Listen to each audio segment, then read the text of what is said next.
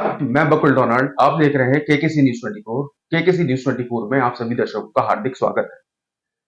जैसे कि देखने में आ रहा है कि इस समय जो है गर्मी अपने चरम पर है और ऐसे में छोटे बच्चे यानी कि नवजात शिशुओं से लेकर और 10 साल तक के शिशु जो हैं ये मौसम जो है उनके लिए कई तरीके की समस्याएँ लेकर आता है। ऐसे में माता-पिता जो है किस तरीके से और किन बातों का ध्यान रख सकते हैं कि उनके जो बच्चे हैं वो अपने बच्चों को वो किस तरीके से सुरक्षित रख सके। इसलिए हमारे साथ हैं इस बारे में बात करने के लिए हमारे साथ है काशीपुर के नामी गिरामी doctor doctor Ravi Sahota. Sir नमस्कार। नमस्कार सर। नमस्कार जी।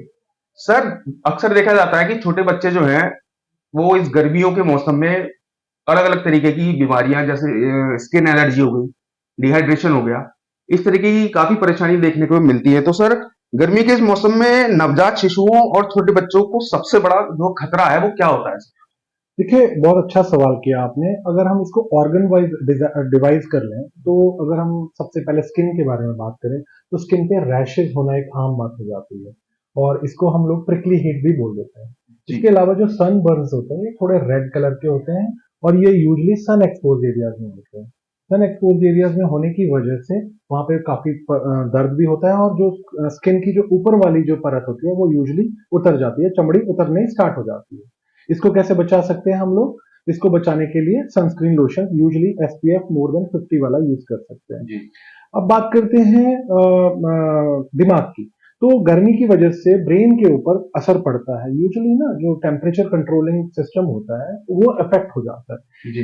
जो बॉडी का एक ऑटोनॉमिक सिस्टम होता है जो कि टेम्परेचर को मेंटेन करता है, थर्मो रेगुलेशन करता है, वो यूजुअली अफेक्ट हो जाता है। तो फिर अगर 102 103 से ऊपर जब टेम्परेचर चले जाता है तो थर्मोस्टेट बिगड़ जाता है और फिर बॉडी का जो ओवरऑल मेटाबॉलिज्म है वो अफेक्ट हो जाता है।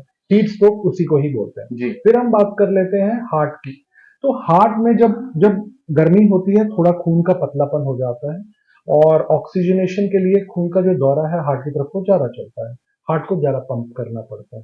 डिहाइड्रेशन की वजह से भी हार्ट के ऊपर असर पड़ता है। बात कर लेते हैं किडनीज की। तो डिहाइड्रेशन किडनीज के ऊपर सबसे ज्यादा अफेक्ट करती है और किडनीज कई बार एकेआई में चले जाती है, यानी कि अक्यूट किडनी इंजरी की तरफ को चले जाते हैं। बात करते हैं सर्कुलेशन की। तो सर्कुलेशन में यानी कि ब्लड में जब वाटर की कमी हो जाती है डिहाइड्रेशन की वजह से, जी। वो ओवरऑल ऑक्सीजनेशन, ओवरऑल जो आपका खून का गाढ़ापन, पतलापन, उसकी वजह से बहुत सारे इफेक्ट्स होते हैं। तो ऐसे में सबसे इंपॉर्टेंट चीज क्या होती है? हाइड्रेशन करना। अब बात करते हैं पेट की बीमारियां, जैसे जी। कि स्टमक और इंटेस्टाइन। स्टमक में इन्फेक्शन होता है तो उल्टी आती है, इंटेस्टाइन में इन्फेक्शन होता है तो लूज मोशन आता है, तो अगेन फिर डिहाइड्रेशन चलने चले जाता है बच्चा। हम्म। तो ये सारे जो इफेक्ट्स होते हैं गर्मियों के बच्चों में भी और बड़ों में भी। सर जहाँ डिहाइड्रेशन की बात आई तो सर क्या माता पिता को ऐसा क्या करना चाहिए कि वो अपने नवजात शिशु और छोटे बच्चों को डिहाइड्रेशन से बचा सके? देखिए, सबसे अच्छा इंपॉर्टेंट चीज तो यही है कि आप तरल पदार्थ ज्यादा दें, चाहे वो दूध के रूप में दें, चाहे वो ओआरएस के रूप में दें। ऐसे पदार्थ जैसे कि चाय, कॉफी, जो कार्बोनेटेड ड्रिंक्स है जैसे कि कोल्ड ड्रिंक्स, ये वाले पदार्थों को सेवन नहीं करना चाहिए। ये एक्चुअली डिहाइड्रेशन में चले जाते हैं बच्चे। जो बच्चे स्पोर्ट्स एक्टिविटीज में इन्वॉल्व हैं, आजकल तो हमारे यहाँ बहुत सारी क्रिकेट की अकेडमीज खुल गई, जी। तो वहां पे मैंने अक्सर देखा है कार्बोनेटेड ड्रिंक्स बच्चे ले रहे होते हैं, रेड बुल पीते हैं, स्टिंग पी के बच्चे एक्सरसाइज करना स्टार्ट कर देते हैं। तो ये तो बहुत ज्यादा डायरेक्टिक का काम करते हैं, सुसु ज्यादा हो जाता है जिसकी वजह से डिहाइड्रेशन हो जाती है। गर्मी की जी। वजह से डिहाइड्रेशन तो हो ही रही है। तो ये वाले जो तरल पदार्थ है इनका सेवन नहीं करना चाहिए। जी। सर क्या बच्चों को मतलब इस मौसम में एसी और कूलर का उपयोग ज्यादा होने लगा है तो ये कितना सेफ है बच्चों के लिए?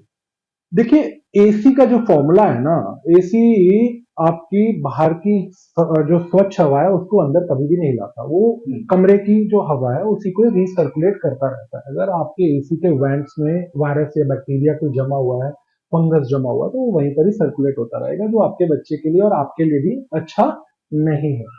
इसके अलावा अगर एसी का टेम्परेचर आप जरूरत से ज्यादा कम कर देते हैं, क्योंकि जो नवजात बच्चा होता है ना, वो उसका जो बॉडी का एनवायरनमेंट का जो टेम्परेचर मांगता है वो जी। 25 से 27 डिग्री के बीच में। अमूमन हमारे घरों में क्या होता है कि हमने एसी भी स्टार्ट कर दिया और पंखा भी लगा दिया साथ में, तो जी। जो रूम का टेम्परेचर है वो काफी कम हो जाता है, बच्चा हाइपोथर्मिया में चले जाता है। अगेन थर्मो रेगुलेशन डिस्ट्रप्शन हो जाता है। तो इसका ध्यान रखना चाहिए। दूसरा जो मैंने हाइजीन का बताया, जब भी सीजन स्टार्ट होता है सबको मेक श्योर करना चाहिए कि एसी की अ, उसकी सर्विस हो। दूसरा, हर 15 दिन में इसके एसी के वेंट्स को क्लीन किया जाए। जी। सर, गर्मियों में एक बहुत इंपॉर्टेंट रोल चीज़ करती है, वो करता है पहनावा।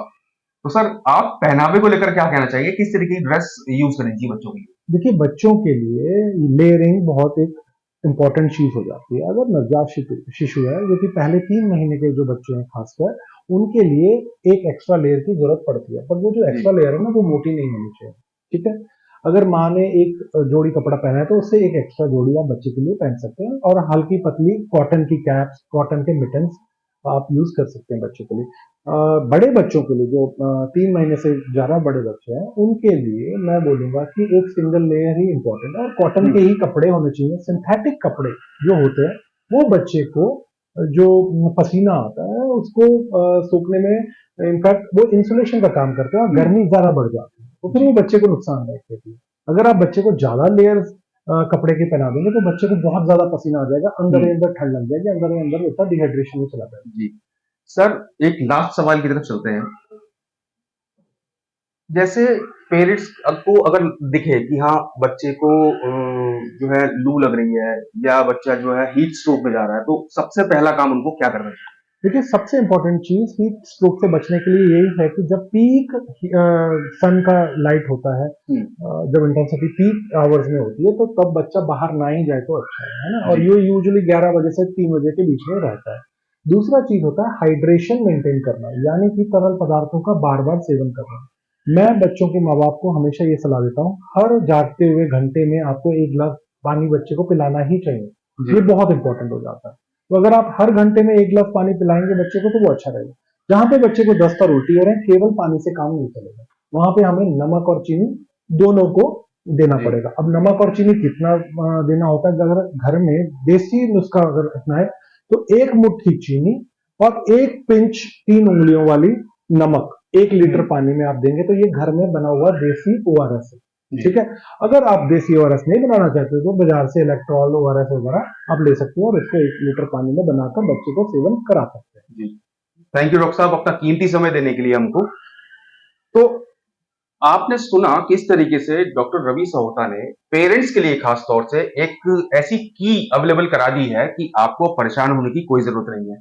जो डॉक्टर साहब ने जो चीजें बताई, अगर आप उसको फॉलो करते हैं, उसको मानते हैं, तो यकीनन आपके बच्चों के लिए और नवजात शिशुओं के लिए ये एक वरदान से कम साबित नहीं होगा। चलिए मिलते हैं आपसे ऐसी किसी नई खबर के साथ, तब तक बने रहिए आप हमारे साथ। आप देख रहे थे के सी न्यूज 24। मैं बकुल डोनाल्ड काशीपुर से।